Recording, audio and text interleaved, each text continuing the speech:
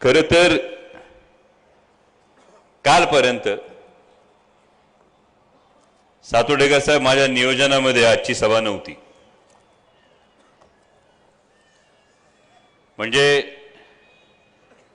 संदीप भाऊंचा मला आग्रहाने फोन आला होता. मी संदीप भाऊंना अख्खं शेड्यूल सांगितलं आणि आज माननीय दादांची हडपसरला सभा आहे. त्या हडपसरच्या सभेला मी उपस्थित असणं अभिप्रेत होतं, कारण हडपसर आपल्या लोकसभा मतदारसंघामध्ये येतो.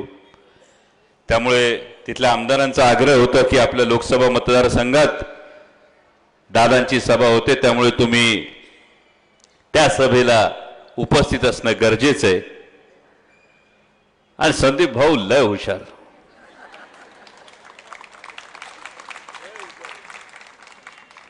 मी तारीख कसा बदलल यासाठी संदीप भाऊनी एकच काम केलं. काल जी घटना घडली त्या घटनेचा व्हिडिओ माझ्या मोबाईलवर जेव्हा संदीप भाऊनी पाठवला तेव्हा मी म्हटलं राजकारणापेक्षा माणूस म्हणून या सभेला जाणं गरजेचं आहे आणि जी काही अपप्रवृत्ती आहे ती ठेचण्यासाठी तिचा समाचार घेण्यासाठी जाणं गरजेचं आहे. कदाचित व्हिडिओ तुम्ही सगळ्यांनी पाहिलाच असेल, तुमच्या मोबाईलवर असेल. मगाशी जेव्हा आमची प्रियंकाताई बोलत होती तर तुमच्यापैकी अनेकांना वाटलं असेल हीच का ती कॉलेजमधली प्रोफेसर. या एखाद्या घटनेचा एवढा परिणाम मनोधैर्यावर जर होत असेल तर ताई हेच सांगायला आलोय, घाबरू नका. त्या छत्रपती शिवाजी महाराजांचा हा महाराष्ट्र आहे. ज्या छत्रपती शिवाजी महाराजांनी आया बहिणींकडे वाकड्या नजरेनं बघणाऱ्याचा चौरंगा केला आणि त्याच पद्धतीने जर कोणी तुमचं मनोधैर्य खच्ची करण्याचा प्रयत्न करत असेल तर त्याचा राजकीय चौरंगा झाल्याशिवाय राहणार नाही, हे तुम्हाला सांगण्यासाठी फक्त इथं आलो.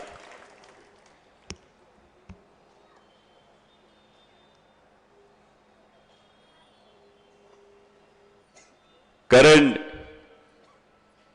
जेव्हा व्हिडिओ पाहिला तेव्हा तर ही गोष्ट समोर आली. आहे तो व्हिडिओ आहे.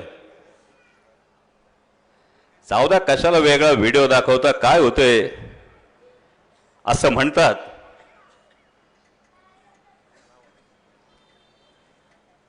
की एकदा 4 थेंब पोटात गेले का गल्लीतलं दूध भरलेलं कुत्रं बी आपल्याला वाघ समजतंय.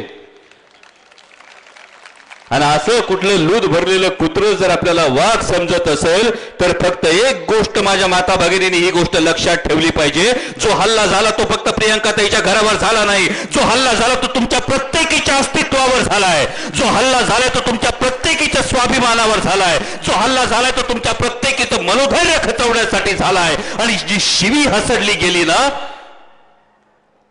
ती शिवी जगातल्या प्रत्येक माता माऊलीसाठी हसडली गेली आहे. आणि आपली संस्कृती आहे ती म्हणजे आईचे पाया पडायच्या असतात, आईची पूजा करायची असती, आईहून शिवी द्यायची नसती. आणि असं जर कोण करत असेल तर ज्याने कुणी आपल्या आईच्या पोटी जन्म घेतलाय तो प्रत्येक जण आज पण करेल की अशा पद्धतीनं जर माऊलीला कुणी शिवी हसडत असेल तर त्याला त्याची अवकात दाखवल्याशिवाय गप्प बसायचं नाही. आणि केवळ हे सांगण्यासाठी आलोय कारण मागे छत्रपती शिवाजी महाराजांचा पुतळा जर चुकीचं काही बोललो तर महाराज साक्षी आहेत. आणि जर प्रतिकार केला नाहीत, जर त्या माणसाला त्याची जागा दाखवून दिली नाहीत तर केव्हा पुढे भविष्यात या चौकात याल तेव्हा महाराज तुमच्याकडे रोखून बघत असतील का तुला संधी होती 15 तारखेला जागा दाखवून देण्याची, तू का दाखवून दिली नाही. ही गोष्ट फक्त ध्यानात ठेवा. आणि दुसरी महत्वाची गोष्ट, मला असं कळलं की याच व्यासपीठावर भारतीय जनता पक्षाच्या एका नेत्यांनी विचार करा, माता माऊल्यांविषयीची भावना काय याचा विचार करा. म्हणजे इथंच उभं राहून कोणीतरी म्हणाला आम्ही काय बांगड्या भरल्यात का, बरोबर ना, झालं ना, मग त्याची गंमत बघा. मला अनेकांनी विचारलं हा जाहीरनामा तुम्हाला कशाला पाहिजे. भारतीय जनता पक्षाचा जाहीरनामा, बरोबर? जेव्हा हा जाहीरनामा मी वाचत होतो त्याच्यामध्ये फार भारी लिहिलंय. त्यात भारतीय जनता पक्षाने असं लिहिलंय, आमच्या प्रमुख धोरणांमध्ये हे समाविष्ट आहे. काय समाविष्ट आहे? तर पारदर्शक आणि उत्तरदायी प्रशासन. आता पारदर्शक आणि उत्तरदायी प्रशासनाची हमी जर भारतीय जनता पक्ष देत असेल तर आदरणीय दादा इतके दिवस जो प्रश्न विचारतायत, अजित दादा जे प्रश्न विचारतायत, या प्रश्नांची आधी उत्तर द्यावी की हजारो कोटींच्या ठेवी असणारी महानगरपालिका कर्जबाजारी कशी झाली, याला म्हणतात पारदर्शी प्रशासन. मग दुसरा प्रश्न येतो तो म्हणजे अनेक काम आहेत. अर्बन स्ट्रीट फुटपाथचं टेंडर 100 कोटीहून 150 कोटीवर जातं, नंतर परत तो फुटपाथ उखडला जातो. कुत्र्यांच्या नसबंदी मध्ये सुद्धा भ्रष्टाचार होतो. इतकंच नाही तर तुमच्या सुरक्षेसाठी, माझ्या माता भगिनींच्या सुरक्षेसाठी पिंपरी चिंचवडमध्ये सीसीटीव्ही कॅमेरे बसवले गेले. 600 कोटी रुपये या सीसीटीव्ही कॅमेऱ्यावर खर्च झाले. आज 75% कॅमेरे बंद आहेत. आणि मग प्रश्न येतो की हे पैसे गेले कुठं? जर 9 वर्षातला कारभार बघितला तर आतापर्यंत जवळपास 40,000 कोटी रुपये महानगरपालिकेमध्ये खर्च झालेत. आणि त्यामुळे तुम्हाला वेळेवर पाणी येते. हा, जमते का नाही जमते? आणि मग प्रश्न हा येतो, जर तुम्हाला दिवसाड पाणी येत असेल तर 40,000 कोटी नेमके गेले कुठं, हा प्रश्न येतो. आणि भाजप म्हणते स्वच्छ प्रशासन. नंतर येतो शब्द उत्तरदायी. जेव्हा अजितदादा प्रश्न विचारतात की एवढ्या हजारो कोटींचा भ्रष्टाचार का झाला, याच्यावर भारतीय जनता पक्षाचे या शहरातले आमदार, या शहराचं नेतृत्व ज्यांच्याकडे, ते म्हणतात हजारो कोटींच्या ठेवी गायब झाल्या आणि पालिका कर्जबाजारी झाली. कशी काय झाली? आमदार म्हणतात आम्ही काय बांगड्या भरल्यात का? दादा विचारतात कुत्र्यांच्या नसबंदीमध्ये कुणी पैसे खाल्ले? आमदार म्हणतात आम्ही काय बांगड्या भरल्यात का? 600 कोटींच्या सीसीटीव्ही पैकी फक्त 25% सीसीटीव्ही सुरू आहेत. याच्यावर आमदारांचं उत्तर काय? आम्ही काय बांगड्या भरल्यात का? 2 मुद्दे आहेत. यातल्या एकाही प्रश्नाचं उत्तर भारतीय जनता पक्षानं दिलं नाही. याचाच अर्थ कुठंतरी पाणी मुरतंय. कारण जो भारतीय जनता पक्ष उत्तरदायी आणि स्वच्छ प्रशासनाची हमी देऊ पाहतो, त्यांच्याकडून अपेक्षा ही होती. अजून 2 दिवस राहिलेत भारतीय जनता पक्षाला माझं खुलं आव्हान आहे, एकदा दूध का दूध पाणी का पाणी होऊन जाऊ द्या ना. अजितदादांनी जे प्रश्न विचारले ते प्रश्न सांगा तुम्ही. 70 लाखाचा पूल सातोडेकर साहेब 7 कोटीवर कस काय गेला, हे त्याचे कागद आहेत असं दाखवावं एकदा भारतीय जनता पक्षाने. अर्बन स्ट्रीट फुटपाथचं टेंडर एवढं वर का गेलं, हे त्याचे कागद आहेत असं दाखवावं एकदा. पण हे काहीही न दाखवता सांगितलं जातं ते म्हणजे पारदर्शी आणि उत्तरदायी प्रशासन. त्याच्या पुढचं एक फार महत्वाचं पान आहे, पुन्हा याच्यावर लिहिले बघा. याच्यावर लिहिले संदीप भाऊ, भटक्या प्राण्यांचे व्यवस्थापन. सुप्रीम कोर्टाच्या आदेशानुसार आम्ही भटक्या कुत्र्यांचे 100% लसीकरण आणि निर्बीजीकरण करू. हे प्रिंटआउट नीट काढली ना? नाही, एक ओळ मिस आहे. म्हणजे त्याच्यात डायरेक्ट लिहिलंय सुप्रीम कोर्टाच्या आदेशानुसार भटक्या कुत्र्यांचे 100% लसीकरण आणि निर्बीजीकरण करू. ते याच्यात पण आम्ही पैसे खाऊ असं काहीतरी लिहायचं राहून गेले बहुतेक. असा प्रश्न मला नाही, असा प्रश्न लोकांना पडतो. त्याच्या पुढचं एक फार, हे सगळं वाचलं तर हसू येईल तुम्हाला. आणि जेव्हा हे याला जर ते जाहीरनामा म्हणत असतील ना, तर हा भारतीय जनता पक्षाचा निवडणुकीचा जाहीरनामा नाही, हा 9 वर्षांच्या नाकर्तेपणाचा कबुलीनामा आहे.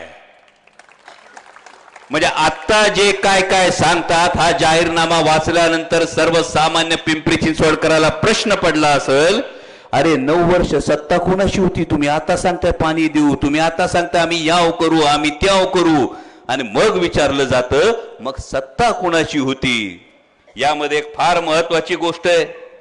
मगाशी नदी सुधारचा उल्लेख संदीप भाऊंनी केला.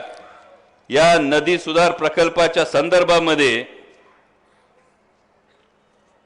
ही एक गोष्ट आहे, नदी पुनरुज्जीवन आणि waste to wealth technology park.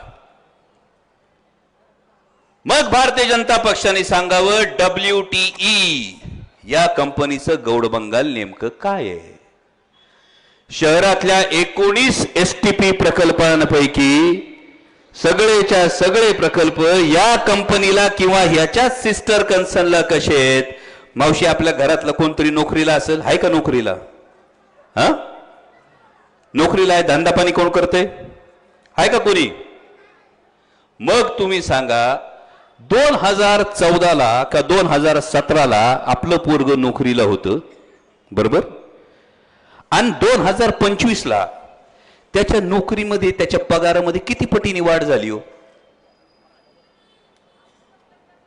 झाली का काय वाढ? 2017 पासून 2025 पर्यंत नोकरीत पगारात किती पटीने वाढ झाली? बर, ज्याचा कोणाचा धंदा असेल त्यांनी छातीवर हात ठेवून विचारा, 2017 पासून ते 2025 पर्यंत त्याच्या व्यवसायात किती पटीने वाढ झाली?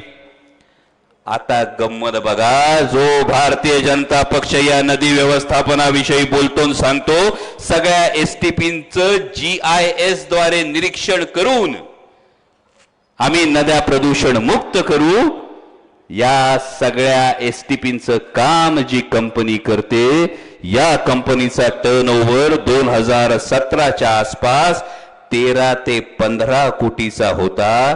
2025 मध्ये या कंपनीचा टर्नओव्हर 13 ते 15 कोटीवरून 15,000 कोटी झालाय.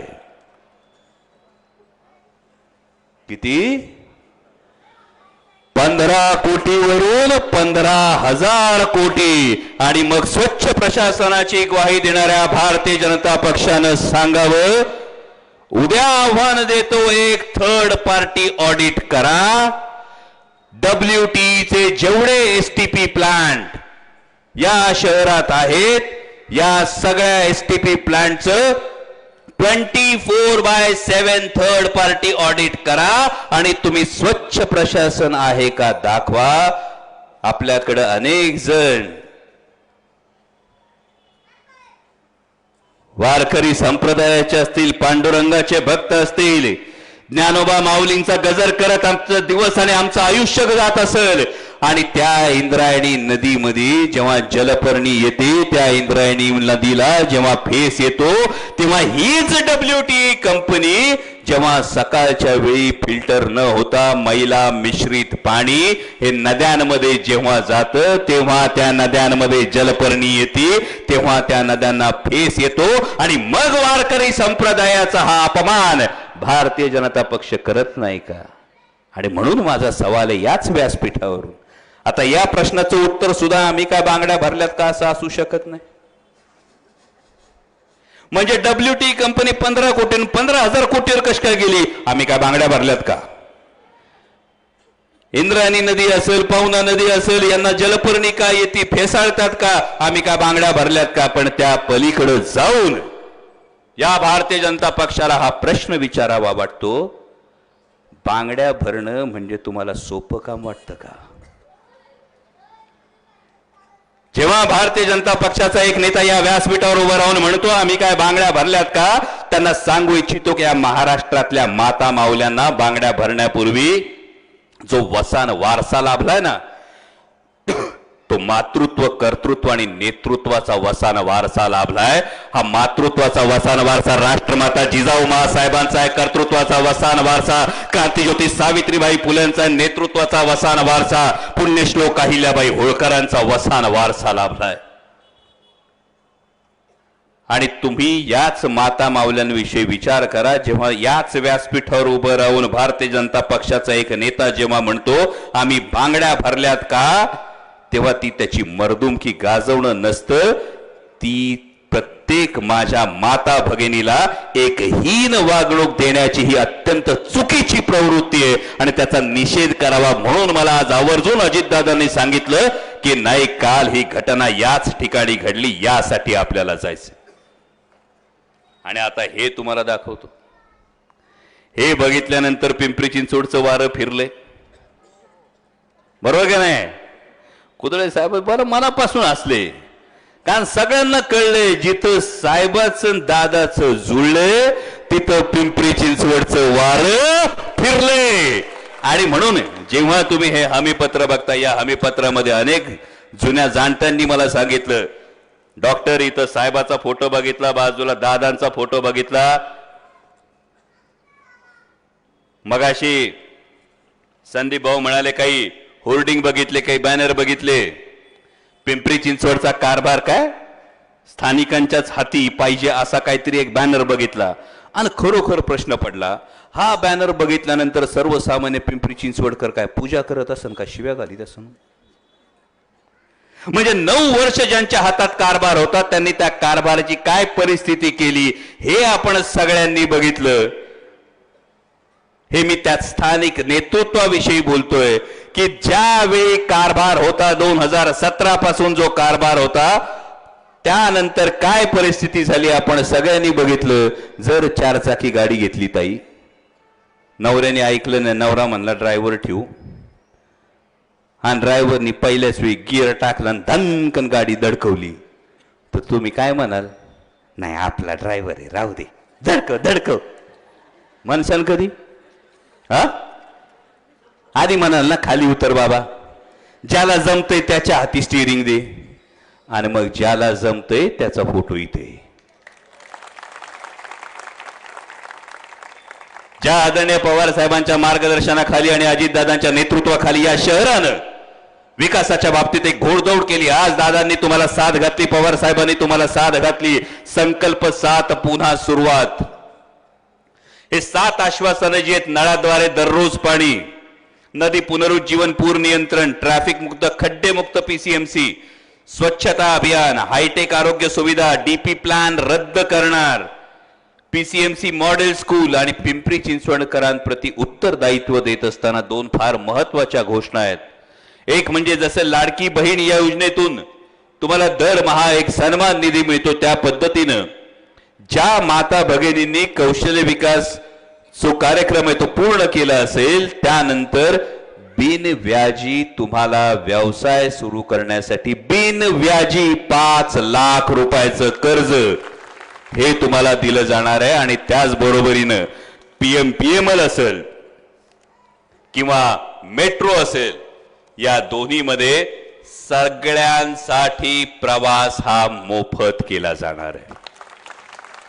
अनेकांना वाटतं ही कुठली रेवडी आहे का, पण या पलीकडे जाऊन शहराच्या बाबतीमध्ये जेव्हा आपण वाहतूक कोंडीमध्ये तासन तास अडकतो, हजारो रुपयाचं पेट्रोल डिझेल आपलं ट्रॅफिक जाम मध्ये असताना जळतं, वेळ जातो, हे सगळं टाळण्यासाठी, सार्वजनिक वाहतूक व्यवस्था सक्षम करण्यासाठी, ही वाहतुकीची कोंडी सोडवण्यासाठी अत्यंत अभ्यासपूर्ण हा निर्णय दादांनी जाहीर केलाय. तो म्हणजे पीएमपीएमएल आणि मेट्रोचा मोफत प्रवास, जेणेकरून जास्तीत जास्त सार्वजनिक वाहतूक व्यवस्था ही वापरली जाईल, वाहतुकीची कोंडी कमी येईल, आमचे दाजी असतील ते घरी वेळेवर येतील, नाही म्हणजे चहा 2दा उकळावा लागायचा नाही ऑफिस मधून येत असताना. खरं आहे का खोट आहे? या सगळ्या जर गोष्टी करायच्या असतील तर आपल्याला कारभार हा जाणत्या माणसाच्या हातात द्यावा लागेल, आणि त्यासाठी अजितदादांसारखं दुसरं नेतृत्व नाही, ही आपल्याला ठाऊक असलेली गोष्ट. परवा माननीय मुख्यमंत्री शहरात आले होते. विचार करा, माननीय मुख्यमंत्री महोदयांनी सुद्धा पिंपरी चिंचवडकरांना फार चांगला संदेश दिलाय. माननीय मुख्यमंत्री काय म्हटले संदीप भाऊ? डब्बूजी, माननीय मुख्यमंत्री काय म्हणाले? माननीय मुख्यमंत्री त्यांच्या व्यासपीठावरून असं म्हणाले की काम बोलतं तिथं आपण बोलू नये, असं म्हटले का नाही? राज्याचे मुख्यमंत्री आहेत. मान्य मुख्यमंत्री म्हणाले इथं काम बोलतं तिथं आपण बोलू नये. मध्ये माईक थोडा लीक झाला, नाही तर मुख्यमंत्र्यांना म्हणायचं होतं अरे काम बोलतोय इथं नुसता कामातला भ्रष्टाचार बोलतोय, त्या भ्रष्टाचाराचं काय करू आणि काय बोलू हा एक फार महत्वाचा प्रश्न कदाचित.